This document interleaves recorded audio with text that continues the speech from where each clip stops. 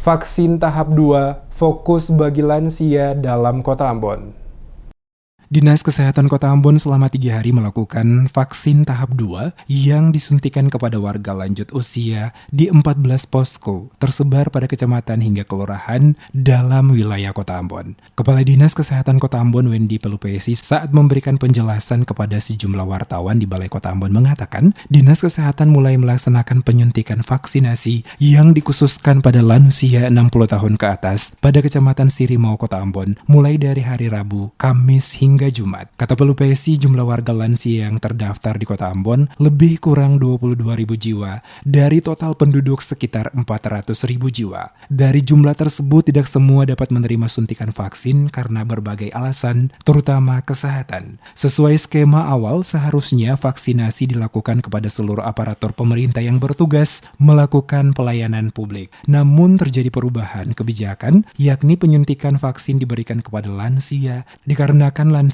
masuk dalam kelompok rentan terpapar virus corona karena banyak dari mereka mengidap penyakit komorbid. Dengan demikian secara otomatis tingkat penyembuhan mereka lebih kecil dibandingkan orang yang masih produktif. Pelupesi mengatakan vaksin tahap kedua ini dilakukan ke lansia karena pemerintah berkeinginan para lansia dapat memiliki imun tubuh yang kuat agar dapat menghindari potensi terpapar COVID-19.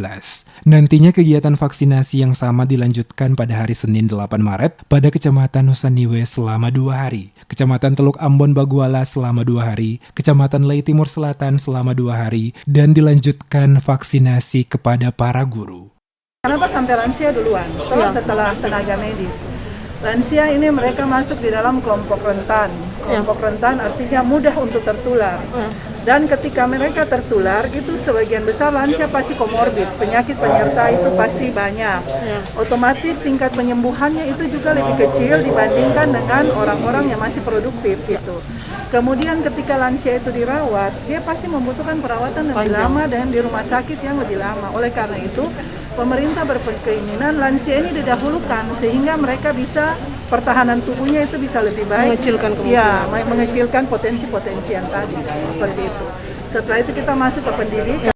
Vaksinasi COVID-19 untuk warga lanjut usia di Kota Ambon ditargetkan kurang lebih 8.000 orang. Oleh karena itu, keluarga lansia yang merupakan bagian dari mereka diminta proaktif mendaftarkan diri ke puskesmas terdekat, mengingat tidak semua warga lansia dapat mengakses sistem pendaftaran dalam jaringan yang ada. Pantauan tim Demes Media Group pada lokasi Tanah Tinggi Kelurahan Uritetu, tepatnya di Posyandu Melati, terlihat beberapa lansia sementara mengantri untuk melaksanakan vaksinasi, di mana kepada mereka harus melewati sejumlah tahapan pemeriksaan oleh petugas sebelum nantinya divaksinasi. Jika ada yang tidak memenuhi persyaratan, maka petugas tidak akan melaksanakan vaksinasi kepada yang bersangkutan.